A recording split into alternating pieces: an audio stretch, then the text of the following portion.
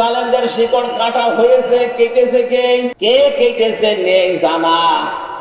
এই জন্য সারা দেশে জালেমদের বাড়িঘর, প্রতিষ্ঠান, অফিস, আদালত তাকান, সব মাটির সাথে মিশে গেছে, কিন্তু ভেঙেছে কে কেউ জানে না।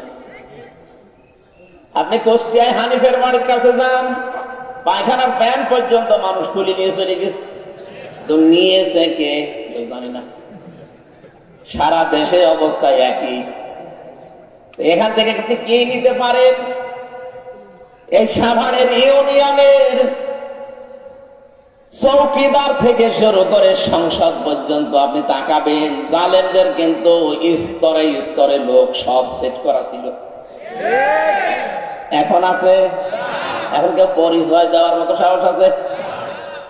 কোথায় পৌঁছিয়েছে আল্লাহ খালি এই জুলুমের কারণে। আর আমি এই যে পালিয়ে গেছে যা, এনার জীবনেও পড়েছি। এনার জীবনী পুরাটা এই 15.5 বছরে আমি 15টা অপরাধ পেয়েছি, বড় বড়, সব জনগণের বিরুদ্ধে।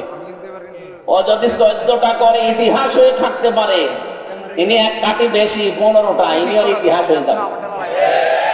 বলেন, সুতরাং আমাদের এখান থেকে শিক্ষা নেওয়া দরকার। পেয়াদারা এসে বলছে, বাচ্চা আপনার জন্য তো বাইরে যাওয়া যায় না, মানুষ শুধু গালি দেয় আপনাকে। গালি দেয় কে গো? আমি দেখবো। ছদ্মবেশ নিয়েছি, দাড়ি মাড়ি লাগিয়ে বিভিন্ন তালিযুক্ত পোশাক পরে রাস্তায় গেছি। এক গ্রাম্য লোকের সাথে দেখা, বলছে, এই বেটাই বাচ্চা হাজ্জাজ বিন ইউসুফ লোকটা কেমন? বলছে, ও তো জালেম। কেমন? জালেমের বাচ্চা, জালেম।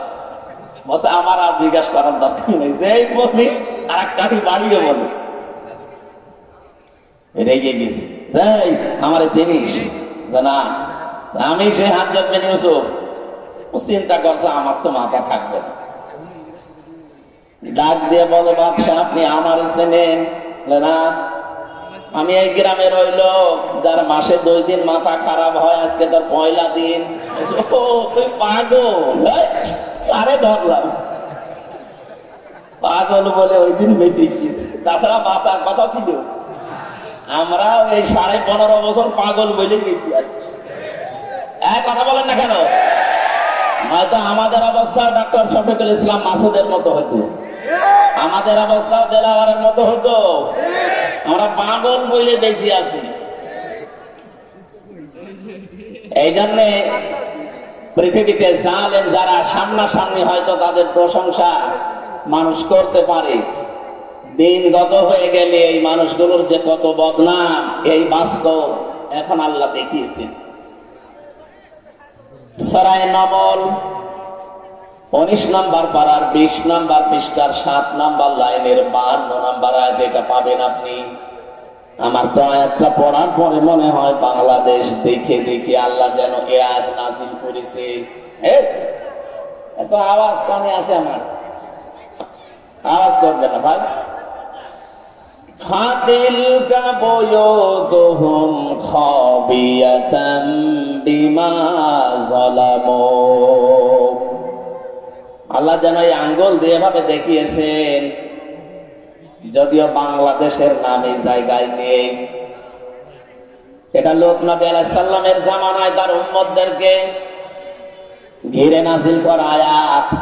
2024 সালের 5 আগস্টের বিকাল 5টার আগে আমার মনে হয় আল্লাহ আবার নতুন করে নাযিল করেছে। আল্লাহ রাব্বুল আলামিন বলেন, এই সেই ঘরগুলো খাবিয়াতান, আমি জনশূন্য করে দিয়েছি, ওঝার গৃহ বানিয়ে দিয়েছি, পরিত্যক্ত করে দিয়েছি, বিমা যালামু, এই জালেমদের জুলুমের কারণে। ও ঢাকাবাসী, শুধু ঢাকা না, বাংলাদেশের 630টা থানা আছে, কম বেশি প্রায় জায়গায় আমি গেছি। যেখানে যাই দেখি জালেমদের বাড়ি ঘরে আয়াতের সাথে আল্লাহ মিলিয়ে দিয়েছে, সবগুলো আজ জনশূন্য, ওঝার গৃহ হয়ে গেছে। কারণ যেখানে জুলুম করা হয় জায়গাটা পর্যন্ত আল্লাহ অভিশপ্ত বানিয়ে দেন। এ পর্যন্ত ছিল জালেমদের ব্যাপারে, এর পরের অংশ আল্লাহ দিয়েছেন আমাদের জন্য। আমরা এবার কি নেব এখান থেকে? ইন্না ফি যালিকা লায়াতাল লিকাওমিন ইয়ালামুন।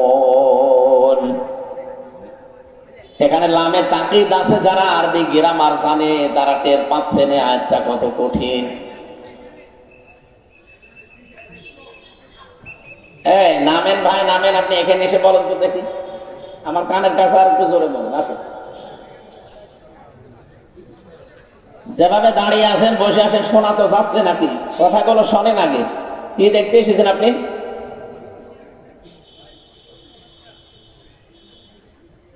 আল্লাহ রাব্বুল আলামিন বলেন এর ভেতরে শিক্ষা আছে অবশ্যই, যারা জ্ঞানী তাদের জন্য। আমরা জ্ঞানী মনে করি নিজেদেরকে। আমাদের এখানে শিক্ষা কি? আমাদের শিক্ষাটা হচ্ছে জালেমদের বিশাল শিকড় কিন্তু আল্লাহ অলরেডি কেটে দিয়েছেন। ফাকাতিয়া দাবিরুল কওমিল্লাযিনা যালামু, সূরা আনআমের 45 নম্বর আয়াতের প্রথম অংশে আছে রব্বুল আলামিন বলেন জালেমদের শিকড় কেটে ফেলা হয়ে গেছে। কেটেছে কে? আপনি আলেম। এখানে কতিয়া শব্দ আছে, এটা মজহুর, এর ফাইল বা কর্তা কে জানা নেই। আল্লাহ বলেন জালেমদের শিকড় কাটা হয়েছে, কেটেছে কে? আবার বলেন আল্লাহ। কে কেটেছে নেই জানা। এই জন্য সারা দেশে জালেমদের বাড়িঘর, প্রতিষ্ঠান, অফিস, আদালত তাকান, সব মাটির সাথে মিশে গেছে, কিন্তু ভেঙেছে কে কেউ জানে না। আপনি কুষ্টিয়ায় হানিফের বাড়ির কাছে যান, পায়খানার প্যান্ট পর্যন্ত মানুষ তুলে নিয়ে চলে গেছে, তো নিয়েছে কে কেউ জানে না। সারা দেশে অবস্থা একই। এখান থেকে আপনি কি নিতে পারেন? এই সাভারের ইউনিয়নের চৌকিদার থেকে শুরু করে সংসদ পর্যন্ত আপনি তাকাবেন, জালেমদের কিন্তু স্তরে স্তরে লোক সব সেট করা ছিল। এখন আছে? এখন কেউ পরিচয় দেওয়ার মতো সাহস আছে? কোথায় পৌঁছিয়েছে আল্লাহ? খালি এই জুলুমের কারণে। কিসের কারণে?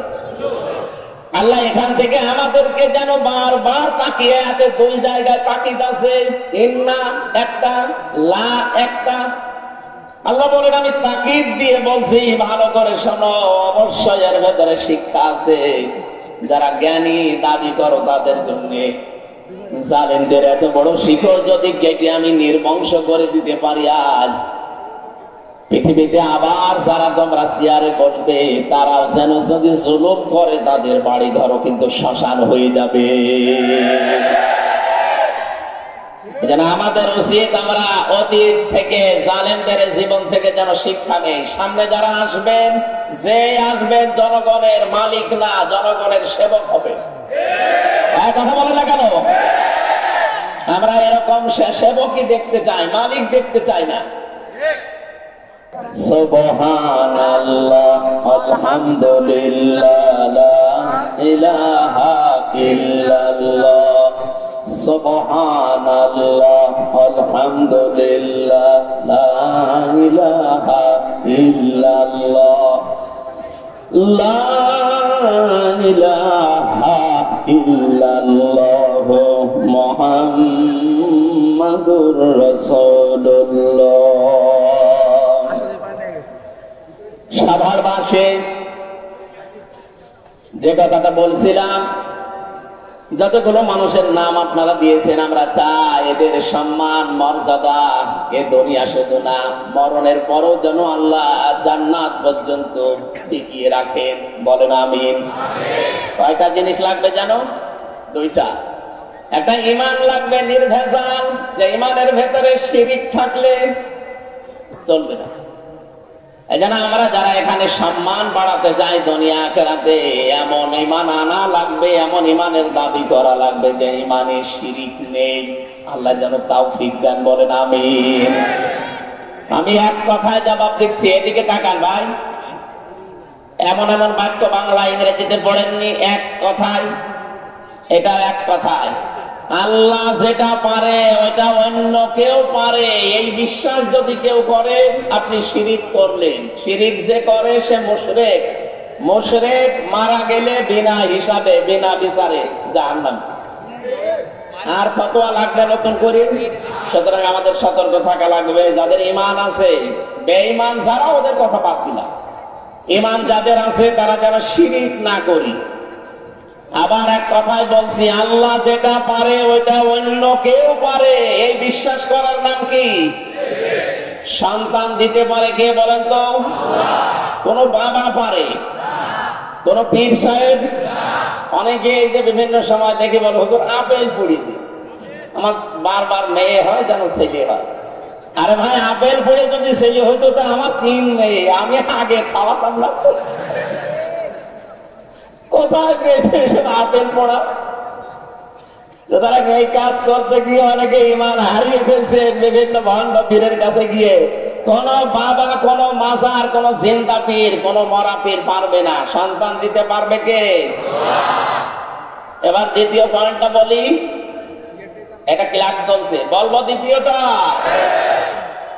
আলাহুল খালক ওয়াল আমর, আল্লাহ পাক বলেন বানিয়েছি আমি, হুকুম চলবে আমার। সুতরাং আল্লাহর আইন এই জমিনে কায়েম করার জন্য যদি কেউ চেষ্টা করে, আপনি যদি তাকে উল্টা পাল্টা কথা বলেন, তার পেছনে না থাকেন, আপনার ঈমান নিয়ে সমস্যা দেখা দেবে, টানাটানি বাঁধবেন। নিজে মানতে পারেন না সেটা আলাদা বিষয়, কিন্তু যারা চায় আপনাকে তাদের পেছনে থাকা লাগবে। সূরা আরাফের 54 নম্বর আয়াতের মাঝে এই আয়াতটা আছে, আলা লাহুল খালক ওয়াল আমর, আইন চলবে তার যিনি বানিয়েছেন, সৃষ্টি যার। ইনিল হুকমু ইল্লা লিল্লাহ, সূরা ইউসুফের 40 নম্বর আয়াতের মাঝের অংশে আছে, আল্লাহ পাক বলেন আইন শুধুমাত্র চলবে আমার। এই জন্য আল্লাহর আইন প্রতিষ্ঠার কাজ করা, চেষ্টা করা, যদি না হয় ওটা আপনার বিষয় না, চেষ্টা করে যাওয়া ফরজ কাজ, নামাজের মতো। আল্লাহ তাওফিক দিন ঈমানের দাবি অনুযায়ী, বলেন আমিন। আল্লাহর দরবারে শুকরিয়া জানাচ্ছি যিনি আমাদেরকে বিবেক দিয়েছেন। এই বিবেকটা এই 15.5 বছরে কাজ করেনি, এই জন্য অনেকে জোর করেছিল। যদি বিবেকটা কাজে লাগতো তাহলে জোর করে 15.5 বছরে থাকতো না। কথা বলেন না কেন? নবীজির হাদিস, ওই ইমামের প্রতি আল্লাহ সব সময় 24 ঘন্টা লানত বর্ষণ করতে থাকে। যে ইমাম জোর করে ইমামতি করে তার মুসল্লিরা তার উপরে নারাজ। এখানে মুসল্লি মানে আপনার এই ঢাকা সাভারের এই জামে মসজিদের মুসল্লি না, আর ইমাম মানে হামজা না। এখানে ইমাম মানে রাষ্ট্রের ইমাম, সমাজের ইমাম, পরিবারের ইমাম। যে ইমামের প্রতি, নেতার প্রতি, দায়িত্বশীলের প্রতি তার অধীনস্থ যারা আছে তারা সঙ্গত কারণে নারাজ, ও যতদিন জোর করে দায়িত্বে থাকবে ততক্ষণ আল্লাহর লানত তার উপরে পড়তে থাকবে। এদেশের 100 জনের আমার মনে হয় কমপক্ষে 96 জন, আপনি জরিপ চালান, এদেশের 100 জনের 96 জন যে 2 বোন পালিয়ে গেছে তাদের উপরে নারাজ ছিল। আপনি জরিপ চালিয়ে যদি আরো বেশি পাবেন, হয়তো আমি একটু কম বললাম। 100 জনের 96 জন মুসল্লি সেখানে আপনার উপরে নারাজ। আপনি জোর করে যতদিন ছিলেন, বিশ্বাস করেন হাদিস অনুযায়ী আল্লাহ 24 ঘন্টা আপনার উপরে লানত দিয়েছে। দ্বিতীয় পয়েন্ট হচ্ছে, যে মানুষগুলো পৃথিবীতে জালেম হয় তাদের উপরে আল্লাহ নিজে কিয়ামতে মামলার বাদী হয়ে দাঁড়াবে। টের পাচ্ছেন কি বললাম? এটা সূরা শুরা 25 নম্বর পারা 6 নম্বর পৃষ্ঠার 13 নম্বর লাইনের 42 নম্বর আয়াতের প্রথম অংশে আছে, ইন্নামাস সাবিলু আলাল্লাযিনা ইয়াজলিমুনান নাস। আল্লাহ কিন্তু ইয়াজলিমুনাল মুসলিমুনা দেননি। এদিকে তাকান, ইয়াজলিমুনান নাস দিয়েছেন। নিশ্চয় যারা এই পৃথিবীর ময়দানে মানুষের উপরে জুলুম করছে, ভবিষ্যতেও করবে। যেহেতু ইয়াজলিমুন এটা মুজারি, বর্তমান, ভবিষ্যৎ, প্রেজেন্ট, ফিউচার। প্রেজেন্ট মানে এখন, আর ফিউচার মানে কিয়ামত পর্যন্ত। এই আয়াত কতদিন থাকবে? কিয়ামত পর্যন্ত আয়াতের হুকুম থাকবে। সূরা সূরার এই 42 নম্বর আয়াতটা পড়লেই কেন যেন আমার ভয় করে। আল্লাহ বলেন, আমি নিশ্চয় কিয়ামতের দিন মামলা দায়ের করব তাদের বিরুদ্ধে যারা মানুষ হয়ে মানুষের উপরে জুলুম করছে এবং ভবিষ্যতেও করবে বলে নিয়ত করছে। আল্লাহ ইয়াজলিমুনা না দিয়ে জালেম শব্দটা যদি দিতেন তাও তো অর্থ হয়ে যেত অন্তত মাঝি বা পাস্ট, অতীতের অর্থ হতো। বর্তমান আর ভবিষ্যৎ দিয়েছেন এই কারণে এখন হয়তো অনেকে করছে না, ভবিষ্যতে অনেকে জুলুম করবে বলে আশা করি আছে যে দাঁড়ান চেয়ার পাই দেখেন কি করি, এরকম অনেকের মনে নেই। এই জন্য যারা জালেম এখন করছেন জুলুম, ভবিষ্যতেও যারা করবেন, আল্লাহ বলেন আমি নিজে তাদের বিরুদ্ধে কিয়ামতে মামলা দায়ের করব, আমি নিজে বাদী। আমরা যারা মামলা বিভিন্ন কেস কামের আসামি আছে, এখানে মামলার বাদী যত বড় হয় মামলা তত কঠিন হয়। আমার যদি কোন সলিমদ্দি কলিমদ্দি মামলা দিত সর্বোচ্চ 3-4 দিনে আমি চলে আসতাম বেরিয়ে। 3টা বছর আমার ফাঁসির কন্ডেম সেলের ভেতরে আটক করে রেখেছিল, কারণ মামলার বাদী আল্লাহর ওলি। ওনার মামলার বাদী সে আমার, এই জন্য আমার ছাড়ে নাই। আমারও যদি মামলার বাদী সত্যি এই যে জাহিদ ভাই হতো, সালাউদ্দিন ভাই হতো, আমি সত্যি চলে আসতাম, কারণ ওদের হয়তো মামলা দিত টাকার জন্য, কয় টাকা লাগবে দিয়ে দিতাম। আমি যেখানে ছিলাম আমাকে গ্রুপের খতিব আমি, ওদের বাংলাদেশে কয়জন ধনীর ভেতর ওরা একজন, টাকা যা লাগতো দিয়ে দিত। এমন জন মামলা দিয়েছে অত টাকার দরকার না, ওর প্রতিশোধ নেওয়া দরকার। হিংসার বশবর্তী হয়ে মানুষের উপরে জুলুম করা মানুষ আমি বাংলাদেশে একটা মহিলাকে দেখলাম। হিংসা কত নিম্নে তাকে নামাতে পারে, একটা বিধবা মহিলাকে বাড়ি থেকে সে বের করে দিয়েছে। কথা বলুন, খালেদা জিয়ার স্বামী আছে, তাকে পর্যন্ত এক কাপড়ে বাড়ি থেকে বের করে দিল। একটা মাজলুম পরিবার বাংলাদেশে, এই জিয়া পরিবারটা। আমি শহীদ জিয়ার জন্য এমনি মন থেকে দোয়া করি। এই লোকটার নাম শুনলে মানুষ আগে শহীদ বলে, কেন বঙ্গবন্ধুকেও তো কেউ না কেউ মেরে ফেলেছে, কই তার নাম শুনলে তো কুকুরও শহীদ বলে, কেন বলে না বলেন তো? এই লোকটা শহীদ আমার মনে হয় হই, যদিও ওকে মেরে ফেলেছে মানুষ, কিন্তু শহীদ জিয়াকেও মানুষ মেরেছে, তার নাম শুনলেই মানুষ কি বলে আগে? শহীদ জিয়া। এই শব্দটা এমনি এমনি আসে, শহীদ মনে করছেন যে খেলা চোরা জিনিস না। আল্লাহ কত বড় ধমক দিয়েছেন শহীদের ব্যাপারে, কেউ উল্টা পাল্টা ধারণা করবা না। কেউ যদি শহীদ হয় মুখ দিয়ে তো বলবাই না যে লোকটা মরে গেছে, না। এটা সূরা বাকারার 154 নম্বর আয়াতে আছে, ওয়ালা তাকুলু লিমান ইয়াকতালু ফি সাবিলিল্লাহি আমওয়াত বাল আহইয়াউ ওয়ালাকিন লা তাশউরুন। আল্লাহ পাক বলেন যারা শহীদ হয়, এই পৃথিবীর মানুষেরা কেউ এই কথা বলবা না যে মরে গেছে, বরং তারা জীবিত, কিন্তু তোমরা টের পাও না। দ্বিতীয় সূরা আলে ইমরানের 169 নম্বর আয়াতে আছে, ওয়ালা তাকুলু ওয়ালা তাহসাবান্নাল্লাযীনা কুতিলু ফি সাবিলিল্লাহি আমওয়াতা বাল আহইয়াউন ইনদা রাব্বিহিম ইরযাকুন। আল্লাহ বলেন মুখে বলার পরে মানুষ যেহেতু ধারণা করতে পারে, ধারণার উপরও আমি নোটিশ দিলাম, আইন জারি করলাম, সাবধান, কেউ যেন ধারণাও করবা না যে ও মরে গেছে, না। যারা শহীদ হয় এই মানুষগুলো জিন্দা, জীবিত, আর আমি নিজে আল্লাহ তাদেরকে খাওয়াই। আরো জোরে বলেন সুবহানাল্লাহ। হিংসার বশবর্তী হয়ে মানুষ যত নিচে নামতে পারে, কোরআনে সূরা মায়েদার 2 জায়গায় আল্লাহ এক কথা দিয়েছেন, ওয়ালা ইয়াজরিমান্নাকুম শানাআনু কওমিন।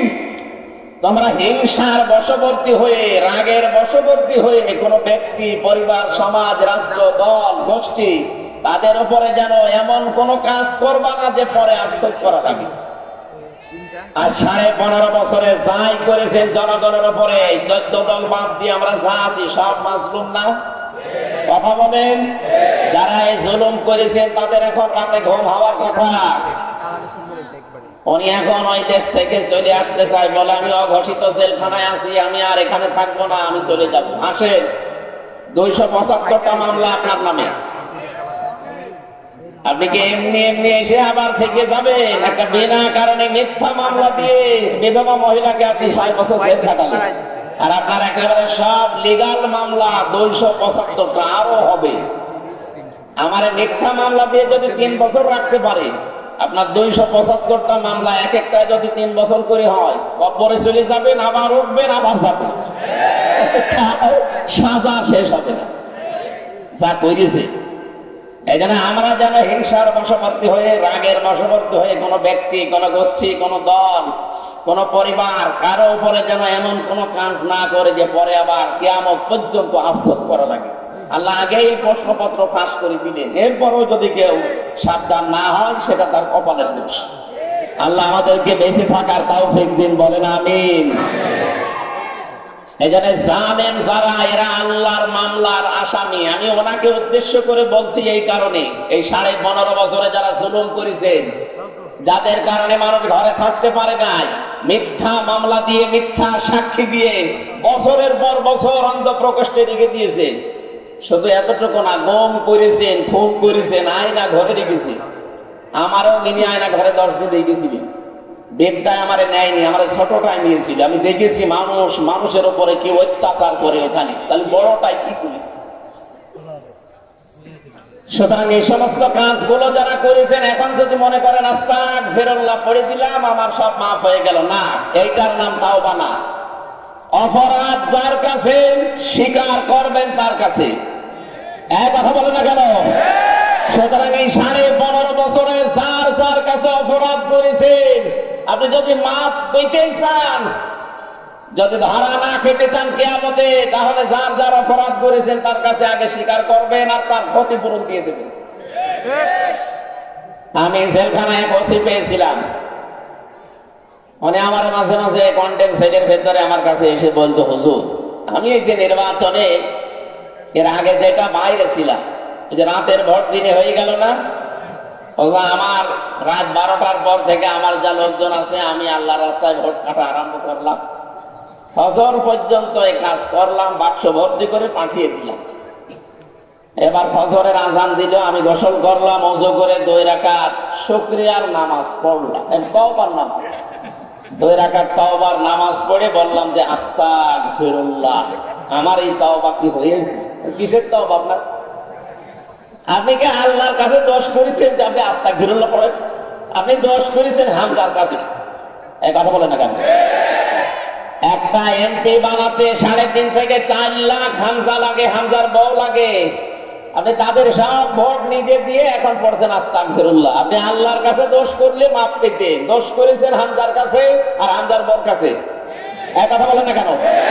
আগে আমাদের কাছে আসবেন, আমরা যদি বলি মাফ করতে পারি, 2টা করে লাথি দেবো, তাই খাওয়া লাগবে।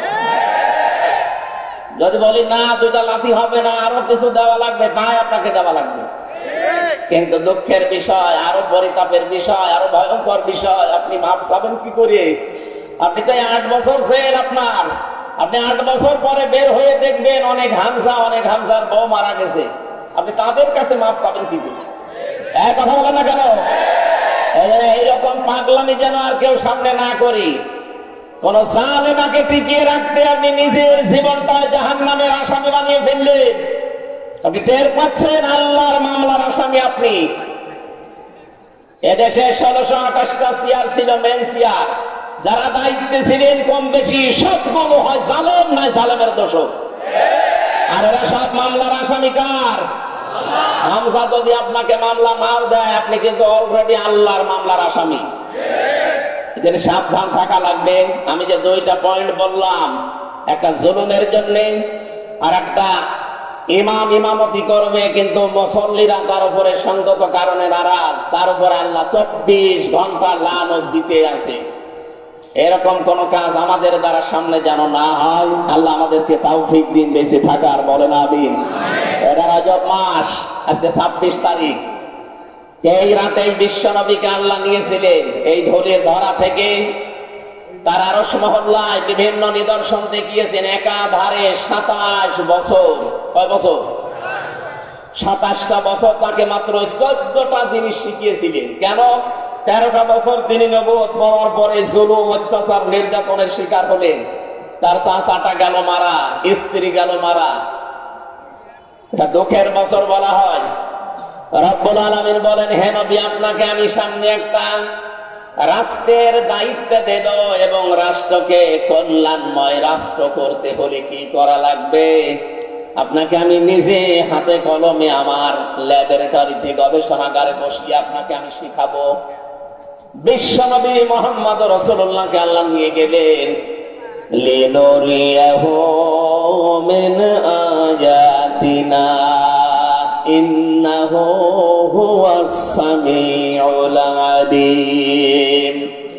আল্লাহ বলেন, আমার বিভিন্ন নিদর্শন তাকে দেখিয়েছি, জান্নাত জাহান্নাম পুলসিরাত মিজানের পাল্লা সবগুলো তাকে দেখালাম।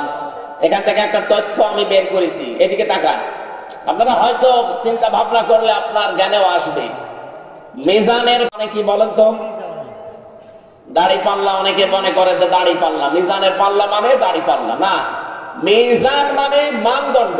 মিজান মানে কি বলেন বলেন? কিয়ামতের ময়দানে আল্লাহ এটা সেট করবে আপনার নেকি আর বদি ওজন করার জন্য। এটাই তো আমরা জানি নাকি? এক কথা বলেন না কেন? যেখান থেকে যা শুনবেন দেখবেন ওখান থেকে একটা শিক্ষা আসবে, ভালো করে শোনেন। বলেন তো, কিয়ামতের দিন আল্লাহ পাক মাপ দেবেন মিজানের পাল্লা, আমরা যেটা বলি মিজানে, কি মাপবেন? আমল। আমল কি? আমল মানে বাংলায় কি? কাজ। বলেন বলেন, এ পর্যন্ত বুঝেছেন কিনা বলেন? আমল মানে কি? আমল মানে, এবার এখানে একটা পাগলকে জিজ্ঞাসা করেন তো যে আমল কাজ, আমল মানে কাজ কি দাড়ি পাল্লায় তুলে দিয়ে মাপে? 5 কেজি কাজ কিভাবে মাপে? কাজ মাপে গুরুত্বের ভিত্তিতে। কিসের ভিত্তিতে? এই যে প্যান্ডেলটা যদি এখন ডাক্তার সাহেবকে বলা হয় যে আপনি মেপে দেন, উনি মেপে দেওয়ার জন্য কি দাড়ি পাল্লায় তুলে দেবে? এটার জন্য মাপতে একটা আলাদা যন্ত্র আছে, তার নাম ফিতা বা গজ। এই কথা বলেন না কেন? এই যে পানির বোতল দেন আমাকে খাবার জন্য, পানিটা যদি ওনার কাছে দেয় উনি কি ফিতা দিয়ে মাপবে? এর জন্য সিসি আছে, লিটার আছে। আপনাকে আমি চাউল দিলাম, চাউল কি আপনি ফিতা দিয়ে মাপবেন? বলেন। এটার জন্য বাটখারা আছে, কেজি আছে, পাথর আছে, আলাদা যন্ত্র সব। পৃথিবীর প্রতিটি জিনিস পরিমাপ করার জন্য আলাদা আলাদা যন্ত্র আছে, তার নামও আলাদা আলাদা। কিয়ামতের দিন আল্লাহ আমল মাপবেন। আমল মানে কাজ। আমল মানে কাজ। কোনদিন দাড়ি পাল্লায় মানুষ মাপে না। কোনদিন চিন্তা করেছে এই শব্দটা নিয়ে যে কিয়ামতের দিন আল্লাহ মিজান সেট করবে?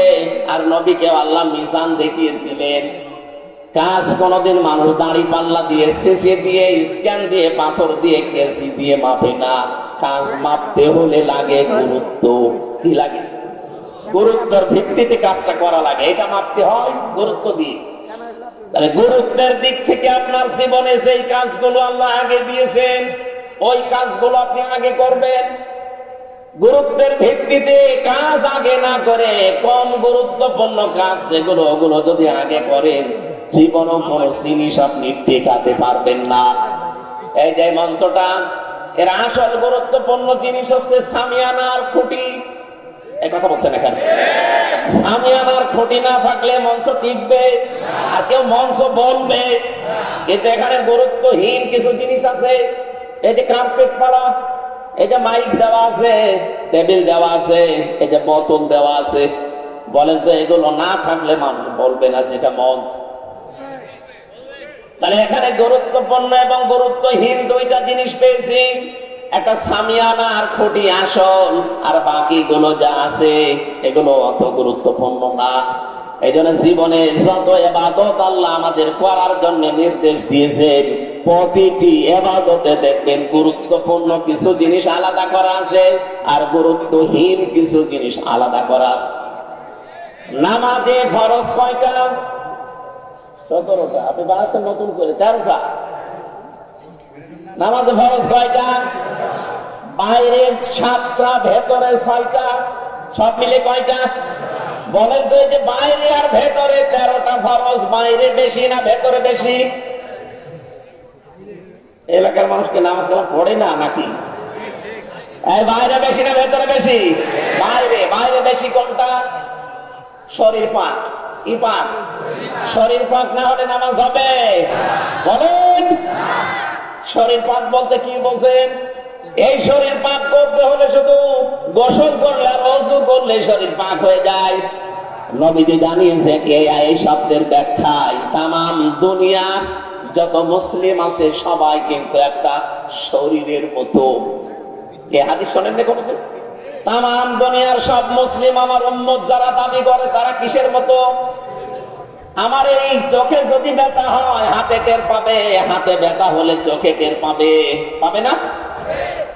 তামাম দুনিয়ায় 257টা দেশের ভেতরে 57টা মুসলিম দেশ, 210 কোটি মুসলিম আমরা বাস করি। যেখানেই কোন মুসলমান অত্যাচার জুলুম নির্যাতনের শিকার হবে এখান থেকে কিছু করতে না পারলো করা লাগবে। এখান থেকে যদি ওগুলো না করে বলেন যে যা করছে করুক, লা ইলাহা ইল্লাল্লাহ, আপনি বুঝতে হবে আপনার এই জায়গাটা প্যারালাইজড হয়ে গেছে অথবা অকেজো হয়ে গেছে, এই জন্য আপনার হাতে টের পাচ্ছে না। আমার এই হাতে যদি এখন প্যারালাইজড হয়ে যায়, এই হাতে আপনি যতই আঘাত করেন এই জায়গাটা কিন্তু টের পাবে। আরো জোরে বলেন। আমেরিকা যারা অত্যাচার করেন, গাজায় যারা অত্যাচার করলো, ফিলিস্তিনে এখনো যারা অত্যাচার চালাচ্ছে, বাংলাদেশে যারা অত্যাচার করেছে, এই দৃশ্যগুলো দেখে যদি কোনো মুসলমান বলে না ওটা আমার, বলেন না ওটা আমার লোক না, যেটা করছে করুক, আমি তো ভালো আছি, আপনি মনে করবেন আপনার এই জায়গাটা প্যারালাইজড হয়ে গেছে আপনার ইমানের ভেতরে। প্যারালাইজ জিনিস যেমন নিজে নড়তে পারে না একজনের সাহায্য ছাড়া, আপনার যে ইমান, এই ইমান দিয়ে আপনি জান্নাতেও যেতে পারবেন না। আমার প্রথম পয়েন্ট ছিল আপনার শরীর পাক, এটা আমি বোঝাতে উদাহরণটা আনলাম। শরীর বলতে যেহেতু তামাম দুনিয়ার সব মুসলিম একটা শরীরের মতো, এখন আমি এই সাভার যাবে মসজিদে নামাজ পড়তে যাব, এদিকে তাকান। নামাজ পড়তে যাওয়ার সময় দেখি সামনে একজন মহিলা বেপরদা, মাথায় কাপড় নেই, বুকে ওড়না নেই, এমন কায়দায় দাঁড়িয়ে আছে। আমি যদি বলি নাউজুবিল্লাহ আস্তাগফিরুল্লাহ, এইভাবে মহিলারা চলাফেরা করে, এই দেখে আমি চলে গেলাম। মনে করেন শাবনূরের মতো একটা মহিলা এরকম বেপরদায় দাঁড়িয়ে আছে, নামাজে দাঁড়িয়ে যদি আপনি সূরা কিরাত তেলাওয়াত করেন আলহামদুলিল্লাহি রাব্বিল আলামিন, আপনি যতই আল্লাহর ওলি দাবি করে মনে মনে খেয়াল করবেন যে আমি কি দেখে আসলাম। বলেন তো এখন কি ওই শাবনূরকে মেরে ফেলা লাগবে? না, তাকে পবিত্র করা লাগবে। তাকে পবিত্র করার মাধ্যম আল্লাহ দিয়েছেন পর্দা। কি বলেন? বলেন। ওকে পর্দা দেওয়ার ক্ষমতা আমার আছে, সালাউদ্দিন সাহেবের আছে না, রাষ্ট্রের আছে, এবং তার দায়িত্বশীল যারা তাদের আছে। সুতরাং এই দায়িত্বশীল গুলোকে দায়িত্বপূর্ণ আচরণ করা দরকার। আর এই রাষ্ট্রকে এমন জায়গায় দেওয়া দরকার, রাষ্ট্র যেন তাকে পবিত্র করে পর্দার বিধান দেয়। নামাজে দেওয়ার সময় যদি ওইরকম কিছু বাদেও, বাঁধবে তো না, বাঁধবে কিন্তু ফাতেমার মতো দেখতে মনে হবে। হযরত ফাতেমা যখন বাইরে যেতেন তখন যেমন পর্দা করে যেতেন, ওরকম রাস্তাঘাটে দেখবেন কিন্তু শাবনূর না, দেখবেন আপনি ফাতেমা। নামাজে দাঁড়াবেন কিন্তু আপনার ওই খেয়াল আর আসবে না, কারণ আপনি দেখে এসেছেন হয় নিজের খালা নাই নিজের মেয়ে। আমার বোঝানোর বিষয় ছিল 13টা বিষয়, যেহেতু ফরজ নামাজের ভেতরে, এই 13টা ফরজের একটা ফরজ আপনি আদায় করেননি, 12টা আদায় করেছেন, আপনার নামাজ হবে? বলেন বলেন। এখন যদি বলেন না 12টা আদায় করলাম, একটা করি নাই, অন্তত 12টা সওয়াব দেন, কি হবে? না। এটা যেমন সহজে বুঝলেন। হ্যাঁ, 14টা ওয়াজিব আছে, যদি আপনি একটাও ছেড়ে দেন আপনার নামাজ হবে, কিন্তু জরিমানা দেওয়া লাগবে, সিজদা কি দেওয়া লাগবে? বলেন বলেন। সুন্নাত আছে 12টা, নামাজ ভেঙে দেওয়ার কারণ আছে 19টা। এর ভেতরে যে কোনো একটা যদি ছেড়ে যায় আপনার নামাজ কিন্তু বাতিল হয়ে যাবে 19টার ভেতরে। 13টা ফরজ যেমন গুরুত্বপূর্ণ সামনে রাখা লাগে, এরপরে ওয়াজিব, এরপরে সুন্নাত, এরপরে মুস্তাহাব, এরপরে নফল, এরপরে মুবাহ, সব সিরিয়াল করা আছে। ফরজ বাদ দিয়ে বাকি কোনটা যদি ছেড়ে যায়, সেজদা দিলে, জরিমানা দিলে নামাজ আদায় হয়ে যাবে। কিন্তু 13টা ফরজের একটাও যদি বাদ যায়, আপনি যত সুন্দর করে নামাজ পড়েন, আপনার নামাজ পুরাটা বাতিল, একটা সওয়াবও হবে না, জিরো। বলেন, শূন্য, কিচ্ছু পাবেন না। এই পৃথিবীতে ঠিক আমার আল্লাহ ফরজ বিধান দিয়েছেন 500টা। কয়টা? বলেন বলেন। এই পুরা কোরআন শরীফে 500 বিধান আছে শরীয়তের। এইগুলো আমাদের ব্যক্তি, পরিবার, সমাজ আর রাষ্ট্রে সব দেখাতে হবে আল্লাহকে। আপনি 499টা মানেন, একটা মানেন না, নিজে তো মানেন না, আরো বিরোধিতা করেন। বুঝবেন আপনার 12টা ফরজ আদায় করে একটা ফরজ আদায় না করলে যেমন একটা সওয়াব হয় না, জিরো হয়। কিয়ামতের দিন আপনাকে যখন মাপ দেওয়া হবে মিজানের পাল্লায়, পুরাটা জিরো। এই কথা বলেন না কেন? হ্যাঁ, আপনার হয়তো অনেক আনুষঙ্গিক আর যেগুলো বললাম, এই যে মাইক, কার্পেট, এরপরে যেখানে যেগুলো আছে আনুষঙ্গিক, এগুলো না থাকলেও তো হয়, কিন্তু দিলে একটু আরো ভালো লাগে, আরো ভালো করে মানুষ মঞ্চ বলবে। দুই খুঁটি আর সামিয়ানা না থাকলে কোনো পাগলও এটা মঞ্চ বলবে না। আমার জীবনে এই 500 ফরজের 499টা আমি আদায় করি, একটা আদায় তো করি না, আরো বিরোধিতা করি। কিয়ামতের দিন আল্লাহ যখন মিজানের পাল্লা নাম শোনেন, মাপ দেবেন, গুরুত্বের ভিত্তিতে মাপবেন। আপনি আগে গুরুত্বপূর্ণ কাজগুলো করেছেন না গুরুত্বহীন কাজের আপনি বেশি বেশি প্রায়োরিটি দিয়েছেন? বাস্তবতা এটা, কিয়ামতে দেখবেন আপনার আমল নামা পুরাটা জিরো, শূন্য হয়ে দেখা দেবে। এই জন্য আমরা যেন 500টা অন্তত গুরুত্বপূর্ণ যেগুলো, তার নাম ফরজ বলা হয় আরবিতে, কোরআন থেকে দেখে দেখে পড়ে নেবেন। আজকের তেলাওয়াতকৃত আয়াতে 14টা আছে। কয়টা? সূরা বানী ইসরাইলের 23 থেকে 38 নম্বর আয়াত। 27 বছর নবীকে আমার আল্লাহ তিনি শিখিয়েছিলেন নিজের গবেষণাগারে বসে বসে আরশ মহল্লায়। আজকে আমাদের সময় নেই, আমরা চলে যাচ্ছি। এই জন্য আপনাদেরকে আমরা থিওরি গুলো বললাম। এই রজব মাসের মূল শিক্ষা এটা, কল্যাণময় রাষ্ট্র যদি কেউ গঠন করতে চায়, নবীকে আল্লাহ নিজে শিখিয়েছেন যে 14টা কাজ ব্যক্তি, পরিবার, সমাজ এবং রাষ্ট্রে জারি করে দেবে। আমাদের সামনে এই রাষ্ট্র যদি কল্যাণ এবং শান্তি, স্বস্তি, নিরাপত্তা দিয়ে ঢেকে রাখতে হয়, সূরা বানী ইসরাইলের 23 থেকে 38 এই 16টা আয়াতের 14টা কর্মসূচি যারা দায়িত্বে আছেন পুঙ্খানুপুঙ্খানু ভাবে আপনারা জারি করবেন, এই আশা ব্যক্ত করছি। এবং চর্মচোখে যেন আমরা দেখতে পাই, এ দেশটা একটা কল্যাণময় রাষ্ট্র আল্লাহ তৈরি করে দিয়েছেন। বলেন আমিন।